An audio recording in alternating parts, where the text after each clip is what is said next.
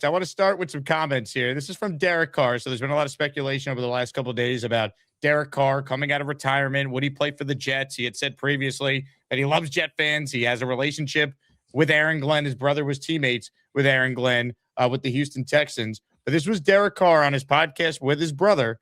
This was Carr talking about coming out of retirement and the specific team he'd potentially play for. Moral story, would I come back? The answer obviously is yes. Good. Okay, great. But I have I had to say no a couple of times so far. Yeah, Will, we know that. Do I have any purple and gold?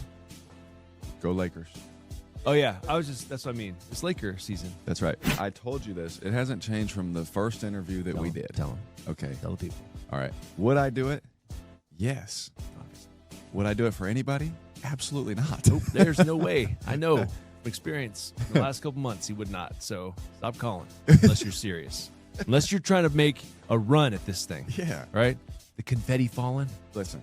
The Lombardi in the sky. That's what we're after, okay? Yeah. That's what we're after. So would I do it? Absolutely, I would do it. I told you two things. I'd have to be healthy, and I would want a chance to win a Super Bowl. That's two pretty good factors. And obviously, that's a tough thing to find. That's hard to do. That's not easy. I'm going to tell you right now, though, I know you're healthy. So, a lot there in that 58-second clip there, Antwan. Where do you want to start? What stood out about some of the things Derek Carr was saying? I mean, first of all, it was about, winning and everything like that. So we know where the Jets are right now. We don't need to necessarily tear them down. I think people, if you have eyes, the Jets are nowhere close to contending. So if that's the goal for him, to find another team, then yeah, the Jets definitely aren't it. Maybe Minnesota would be it, depending on what veteran they may look at. But I thought that was interesting. I thought, obviously talking about the past and his relationship with Aaron Glenn, I thought also that was interesting too. Maybe, it's a situation where, Glenn and Muji can convince him maybe to come out of retirement. And, it's a few things with that too. He's still under contract with the Jets. So, with the Saints, excuse me. So you would have to trade for him or unless the Saints were to release him, which probably might be the case because they already have a quarterback that they're, excited about too. So, I'm curious to see what exactly happens, but I don't expect him to go to the Jets. Nor do I think he should. I think, obviously next year is going to be a crucial season for Aaron Glenn after the 3-14 season. And why would you hedge your, faith potentially on a guy that's coming off a shoulder injury? I don't think that is smart by any means there. I know it's not a great collection of free agents and obviously players that are available at the quarterback position, but, I think Kirk Cousins would be a better upgrade than I think Derek Carr at this point, even though he is older. So I agree with you on Cousins. I just wonder, is Cousins going to have better options than playing for the Jets at this stage of his career? The thing is, Derek Carr could say he would only play for a team that gives him a chance to win. But guess what? I don't think that team exists that is going to be like, hey, Derek Carr, you're the guy to get us over the top. This is not Aaron Rodgers joining the Jets a few years ago. This is not, Stafford joining the Rams when he was acquired in a trade, or even before that, Brady, of course, with the Bucs. Derek Carr was not good the last time he played. He was okay. Got hurt.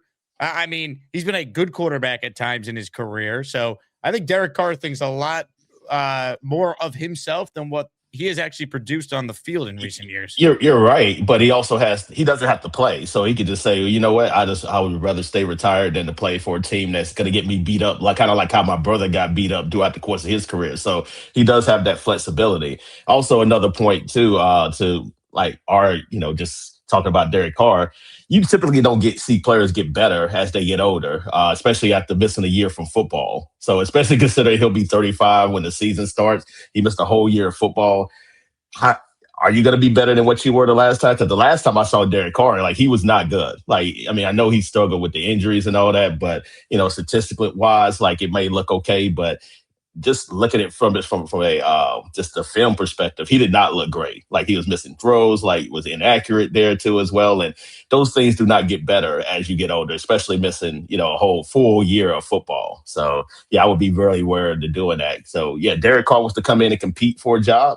Yeah, I'll be down for that, but I wouldn't necessarily give him a, starting gig anywhere really in the league, to be quite honest with you. Well, that's the question, right? So they hired Bill Musgrave, so there's familiarity with him and Derek Carr. If the Jets were interested in Carr, and even in one of the cuts last week that emerged from the pod, it intimated that like Aaron Glenn and him have had some conversation. So maybe, Glenn has loosely approached the idea of him coming out and would you be interested? I mean, for all we know, it could just be exploratory type of comments at this stage.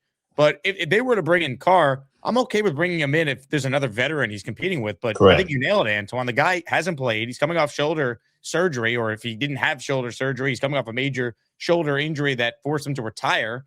And he didn't want to get the surgery, apparently, because he'd have to go through the rehab. So he just retired instead. It's unclear to me if he's actually had that surgery or not. But regardless, he hasn't played. You got to have someone else in that room. If you're Darren Muji and Aaron Glenn, you got to win. It can't just be Derek Carr and we're set at the position. Yeah. I think if you do that, like I would do what the Giants did last year. One of the smart things they did, I know they had a bad year too, but they surrounded Jackson Dart with 2 veterans sandwiched in between him. So you want to go that route and get another veteran in addition to whatever rookie you might draft, then I would be okay with that. But that way you have 2 veterans just in case some emergency happen once again. So yeah, I would not just put all my eggs in the Derek Carr basket. Like you got to go out and draft a quarterback. And I think also it wouldn't be a bad thing if they would also sign another veteran in addition to that. 100%. Comments, questions, super chats, cut the line. We're talking with Antwan Staley, covers the Jets, of course, for the New York Daily News. If Carr, let's say, doesn't have other options, he's interested in being a Jet, but the Saints still have his rights. In your opinion, what would the trade cost be to acquire him? I don't think it'd be a lot, of course, but what would be your best guess on what the compensation would look like? It had to be some kind of day 3 pick. So I'm guessing like 6th, 7th round or something like that. Maybe you flip positions, maybe like in the 5th round or something like that. I assume the Saints would just want to get that off the books. Just also have him go somewhere else where it just wouldn't be a distraction. So some kind of day 3 pick. It wouldn't be much.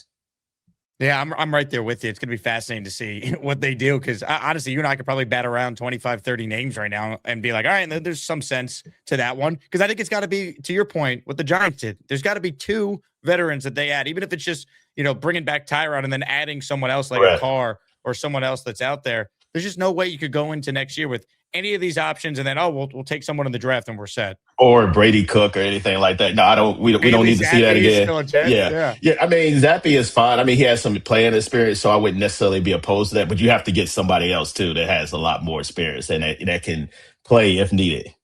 Hit the like button if you just tuned in. Antwan Staley from the New York Daily News is the guest on the show. A lot to talk about with Antwan about the Jets. First time I've had you on, Antwan, since they finalized their coaching staff here. Give us your take on Frank Reich as the OC and the Duke, Brian Duker, as the DC, with Glenn seemingly being the play caller now on that side of the ball. Well, I'll start with there. I think it's interesting how Aaron Glenn kind of changed positions where, if you remember correctly, after the season was over, he was asked about that, and he wanted nothing to do with calling plays.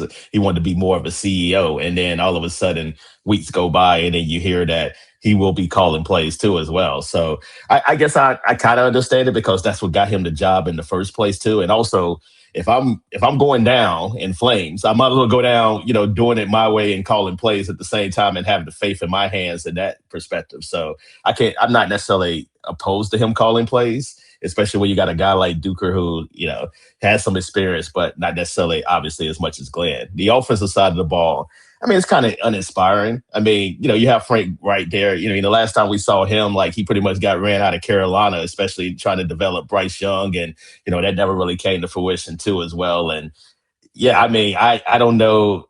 I just don't know if that's necessarily the right move. But will say you do got a guy that's experienced too as well as a play caller, has been in the league, won a Super Bowl with the Eagles too as well. Also, Musgrave too has had experience in the league for 30 plus years and various stops. You mentioned the Raiders with Derek Carr too as well. So I think having that experience is helpful.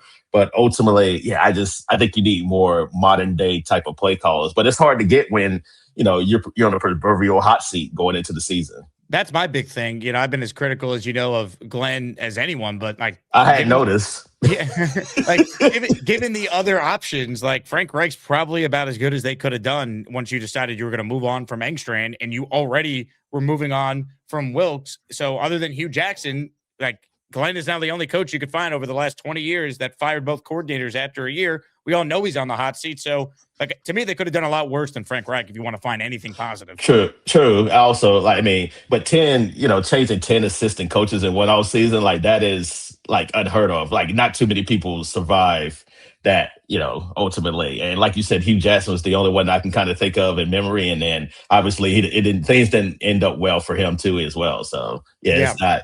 it's not encouraging, put it that way. I mean, Hugh Jackson changed both coordinators after they went 1-15, only for them to then follow that up with an 0-16 season. Well, that's what I'm saying. Like people, Jet fans say, well, it can't get any worse. Well, it can get worse, honestly. Like we don't know exactly what that looks like, but win-loss, it can get worse. I mean, anything with this franchise is possible. I mean, Yes. that's the one thing I think we could say at this point. As far as Glenn calling the defense now, Antwan, how big of a difference will that be in their approach to free agency, the draft, just your overall thoughts on what this means? Plus, like Glenn already really struggled with clock management and in-game decisions. Now he's putting more on his plate. It could work. Maybe, I don't know. Maybe he's just more comfortable, another year of experience. But that was a problem when he was just the CEO overseeing everything. How do you think that now works as he's the defensive play caller? I think you'll probably get more of Glenn's former guys from Detroit probably in the midst too as well. I think when him and Wilkes kind of, came together last year, it seemed like there was going to be a blending of their styles. And, I had my concerns with that too. Like either you're one way or another, either you're, is more of a zone heavy team or a man-to-man team. I think there'll be more of a man-to-man type of team too as well, be a little bit more aggressive, blitz wise there. I mean, I think they tried that at times last year. They weren't able to get home enough, obviously. That was a bit of concern, too. They were second. They had the second fewest sacks in the league to the 49ers. So I think you'll try to see a little bit more aggression, too, as well. But they got to improve the defense on all three levels. Like defensive line, I think they need a pass rusher. I think they could use some interior help. Obviously need another linebacker next to Jamie and Sherwood. And then in the secondary, too, you definitely got to get a safety in. I think you could use another cornerback, too, in addition to that. So, yeah, I think they're only going to be as good as the talent that's around them. And they got a lot of work to do to show up a lot of areas. No doubt about it. I mean, we're presented by FanDuel Sportsbook, Antwan, and the Jets right now on FanDuel have the lowest Super Bowl odds of any of the 32 teams in the league. And again, I don't think anyone should be surprised that is the perception of the Jets right now. Yeah, I mean, they have the worst quarterback situation in the league, I think, out of any other team. So, and you factor that in with the lack of talent that they have on both sides of the football, and obviously, questions with Aaron Glenn too as well. Then you find yourself, with the lowest odds in the NFL to win the Super Bowl. It's unbelievable. As far as what the Jets now do in free agency, are you expecting big spending with all the cap space? Are you expecting the Jets to be one of those teams that signs a notable name or two? I mean, last year they took the approach, if you're over 30 besides Josh Reynolds, we're not going to sign you. Feels like if they want to bring in some former Lions, well, Alex Anzalone's out there. He's over 30. So what type of approach are you now expecting in free agency? I think you'll see more of a mix of, some older guys too, because I think you need those guys to be able to deliver Glenn's message and, especially to be on the same page defensively, which they clearly were not, because you go from a top 5 unit statistically to one of the worst units in football. So you need to be able to bring some of your own guys there. And, that's one of them I do expect too. But I also expect them to get some starters in the draft too. You got 4 picks in the top 44, including 33, and obviously the 2 first-round picks too as well. I think the 33rd pick is gold because you don't have a third-round pick. So you can trade that and also accumulate a third-round pick while also adding another pick in at the same time. And I probably expect them to do that and make some moves there. I think Muji did for what it's worth, like he was able to find, talent around the league too. With, you talk about Brownlee, you talk about obviously Breece and Phillips too as well. So I'm curious to see what he can do during the draft too, and also free agency. Breece Hall. Let's talk about some of the Jets' internal free agents. We'll start with him. He's the biggest name. Is Breece Hall, in your opinion, Antwan, a Jet week 1 of next season? I don't think so. Yeah, I don't think so. I mean, I think it's been a lot of talk about the franchise tag, and then you can on Tuesday, you can place the franchise tag on players up until March 3rd. And it just seemingly, talking to a few people, it doesn't seem like that's going to be an option. I think transition tag, might be a little bit more of a cheaper option. That would be a little bit more of 11 million as opposed to the 14.5 million number that Breece Hall would be tagged to if they ended up doing it for running backs. Yeah, it seemed like he probably wants to move on. I know the Jets would love to keep him, but I don't know if they want to keep him at that number. But if you don't keep him, then you got another hole to fill. So in addition to quarterback, you got to find a wide receiver.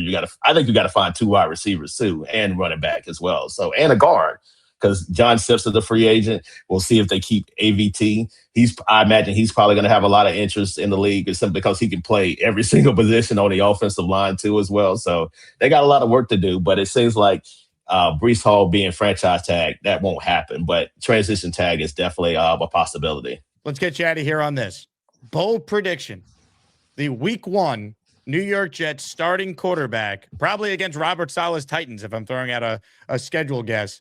I know that's what you're going to ask me. I'm going to go Kirk Cousins because although I know he's going to have a lot of options there, but I think they're going to convince him to come for a year, be the bridge quarterback. I think the Jets may give him more money than anywhere else, and he might decide, you know what, I'll give him a 2-year deal, being to get him out after 1, and yeah, I think that's probably the best way to go. But like you said, he's going to have a lot of options there, including maybe teams like Arizona, Minnesota, just to name a few. Here is former Jet Leger Douzable, who's an analyst on CBS Sports HQ, being asked which player in free agency would be the ideal fit for the New York Jets. I want Marcus Mariota, and I know Jet fans will be like, well, dudes, we got all this money we can spend. We have all this draft capital. Marcus Mariota, they need somebody that's a calming presence at that quarterback position. And right now, when you look at it, you're most likely not going to get Fernando Mendoza at number 1 because the Las Vegas Raiders are not going to trade off that spot because they feel like he's the quarterback of the future. When you look at the draft and where the Jets are at, it's going to be tough for them to get a quarterback of the future in the first round. I like Marcus Mariota. I believe he started 8 games last year for Jaden Daniels. And even at 32, we saw the athletic ability and him be able to push the ball down the field to scary Terry McLaurin. Again, a calming presence in that locker room, in that huddle, which the Jets need in the worst way. We need to bring in somebody that can bring in some stability, and that's what Marcus Mariota can do. And then if you want to draft or take a flyer on a guy in the 2nd or 3rd round, what better veteran to have? We saw what he meant for Jaden Daniels' game with the Commanders. So I think Marcus Mariota, I know it's not a sexy pickup, but I think that calming presence makes a lot of sense for the Jets, who are trying to figure out who's going to be their quarterback of the future. Right now, it looks like Justin Fields could be released, has some guaranteed money. Tyrod Taylor signed a 2-year deal. He's a free agent after this year. I think Marcus Mariota makes too much sense.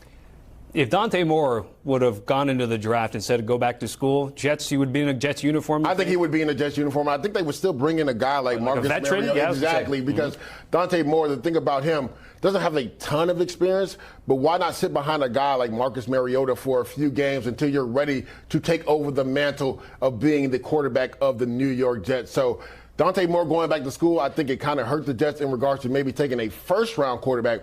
But again, a guy that's a calming presence that can steer that ship right. And the good thing is the Jets have a good young offensive line. So he's going to be comfortable and confident in that offensive line. Got to get a few more playmakers around him with Garrett Wilson, and the Jets could have something with Marcus Mariota. Could the Jets have something with Marcus Mariota, Nick Faria? Well, I think, I don't disagree. I don't disagree with that take at all. I also think that you could say that about a majority of the potential quarterbacks that they could potentially be looking at. Jacoby Brissett is another name. A stable presence, good leader, someone who can help nurture a young quarterback in the draft. There are a few other quarterbacks that are going to be available. You take a look and say, okay, well, what about this guy? What about that guy? There are going to be a lot of veterans, aging veterans that will be available to the Jets to potentially not only start games in 2026, but be on the roster and help develop a young quarterback in April's draft. So to me, Mariota makes perfect sense. Jacoby Brissett makes perfect sense. Trading for a guy like Tanner McKee makes sense. Bringing in Malik Willis makes sense. Listen, any of these guys, I think it's a safe bet to say they will be an upgrade over what Justin Fields was in New York. So yes, all of them make sense. It's just a matter of what quarterback fits Frank Reich's system. As of right now, I think the two guys that are probably going to be available via trade, obviously, so it changes a little bit of the conversation, is Jacoby Brissett and Tanner McKee. Guys that have either played under Frank Reich or are the tall, big arm kind of quarterbacks that Reich has always coveted. Marcus Mariota, you could do a lot worse, I suppose, than him. When watching him this year, I'm not going to sit here and act like I watched every game, but the Commanders, since they were good 2 years ago, they had a lot of primetime games, and Jaden Daniels was out. So we did see Mariota play a lot more than most of us expected. He had that great game, I thought, against Denver on Sunday Night Football. that they ultimately came up short in at the end. Statistically, if you look at his passing stats in 11 games played, 10 touchdowns, 7 interceptions. The quarterback rating was 86. I think he's a solid backup. In terms of Mariota, he's still a guy that can give you something with his legs. He's not completely useless there. He had 50 carries for almost 300 yards rushing and a touchdown when using his legs this past year with the Commanders. I think if you signed Mariota, Nick, you still would need to add yet another veteran to that room and have a competition. It can't just be we signed Mariota and we're all set. Yeah, and I think if you're looking at a potential signing of Mariota, I do think it means that they're going to take a quarterback as early as the second round, that high second round pick. There are going to be guys available. And also what happens at the combine and pro day will affect and change the quarterback rankings available. You know, Trinidad Chambliss winning a circuit court judge's ruling in Mississippi to go back to school is one thing, but you know, Ty Simpson potentially is in that conversation, although I don't think he's going to be available at 16. You look at, of course, Nussmeier. What's it going to look like for him? I know he played really well at the Senior Bowl. Maybe he shoots up draft boards simply because of a strong pro day, strong combine. There are different things that are going to be changing over the next couple of months where, yeah, listen, Mariota certainly is a perfect stopgap quarterback for what they need. But that also means you're going to have to bring in a young quarterback. You can't just punt that decision to a following year when you're already having Mariota under contract. Derek Carr's been a hot name this week. Your reaction if the Jets were to work out a deal where Derek Carr would be added to the QB room? Yeah, listen, his relationship with Musgrave, the new quarterback coach, means that the pairing is possible, and it would make logical sense in this offense. It's kind of West Coast variation with Frank Reich leading the way. I have a very, very hard time believing that's where the Jets are going to end up, solely because of the injury concerns. He's got to be 100% healthy, and we just don't know right now if he is or not. Two, he did make some comments earlier this week about where he would want to go and where he would want to play for. He mentioned the fact that he wants to go to a contender. Have a hard time believing he'd want to go to the Jets based on that criteria. But if they're the only team offering him, maybe that changes the conversation a little bit. But listen, in his prime, he was a very, very good quarterback. And he was really an MVP candidate before he had that major injury, and the only year that the Raiders have been to the playoffs over the last decade and a half. So there's still a good quarterback potentially in him. Is he still that kind of elite, borderline elite player he was early on in his career? No. But that's where you have to bring in the talent around him. You got to bring in an additional receiver. You got to bring in some help in the running game. Make sure the defense is up to snuff. So this is also part of the process. He's certainly going to be in consideration. I have a hard time believing he's going to be the guy, essentially, because if he wants to go to a contender, the Jets are not that fit for him. But again, we'll see. Maybe they're the only team that offers, and he says, listen, I want to play football again. So head to Forum Park. Well, let's be honest. Who the hell is signing Derek Carr thinking that he's the missing piece for them to be a championship contender? Like, beggars can't be choosers, Derek. If you want to play, sorry, the Rams are not going to be signing you. The Chiefs are not going to be signing you. Or the Ravens aren't going to be signing you. I think it's almost laughable if he's going to sit there and be like, I'm only going to a team that's ready to win a ring. Like, buddy, you're an okay player. You're not that good. You're going to be a backup for let's say. Right. You want to be Mahomes' backup until he's ready to go with coming up the ACL, or Burrow's hurt a lot. You want to go there in case he misses some time. Okay. But that could be what he's thinking. And that's the thing. He sounds like a guy that wants to play, though, based on the comments he made. Okay, here's what we'll do. I'll play you what he said on his pod addressing all the rumors of him going to the Jets and coming out of retirement. You tell me if this sounds like a guy who thinks he wants to be a backup QB. Moral of the story, would I come back? The answer obviously is yes. Good. Okay, great. But I have I had to say no a couple of times so far. Yeah, Will, we know that. Do I have any purple and gold? Go Lakers.